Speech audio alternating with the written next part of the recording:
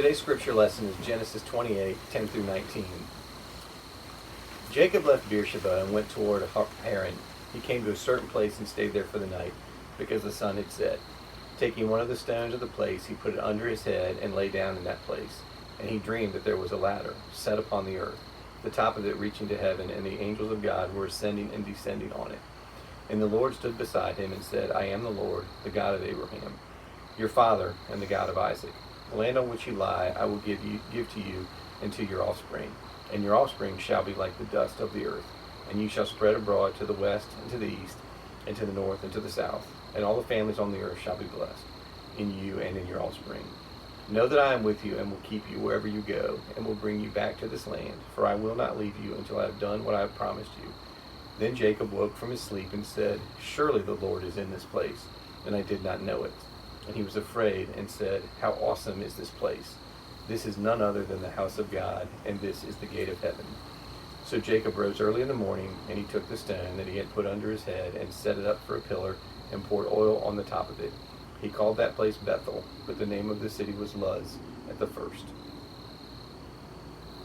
So when we read this passage, it seemed that different things resonated with all of us. We talked about Jacob's ladder, which we've all learned about over the years. There was the dream, there was the altar, but the more we talked about it, it seemed like what stood out most was Jacob found God in this in-between place, which perhaps was a dream, and what seemed to continue to come up was how we all felt like we are in a bit of an in-between place right now as well, but we've managed to find the good and the beauty in this place, which we felt went back to the scripture, and how what we should take from it is that God is everywhere and he is there with us all the time. And so we're just each going to share with you a bit about what has been important or a blessing to us in the last few weeks.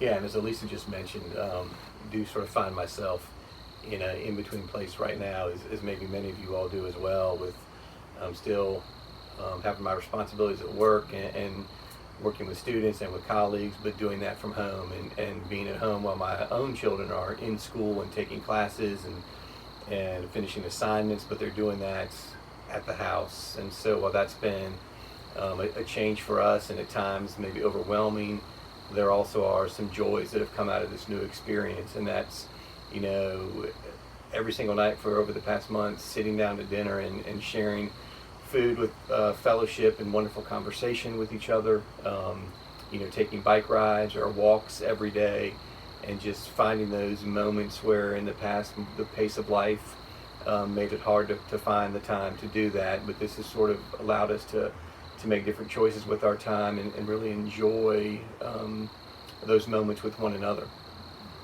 Yeah, and like you said, I really noticed how life is just slowing down, because usually it's wake up, school, practice, and then sometimes practice for something else afterwards, and then come home, homework and dinner, and then you go to bed and you do it over again, which is great. But now, during all of this, I've had time to slow down, and you finish all your schoolwork, and then you have all day to do whatever you think you should. And so I found a lot of things, just like reading and playing ping pong with my family, and like he said, eating dinner and just talking with each other.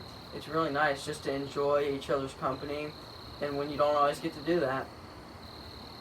And same here. It sounds small, but I apparently have a backyard full of birds that I never really appreciated, that are nesting and having babies and singing beautiful music to me every day.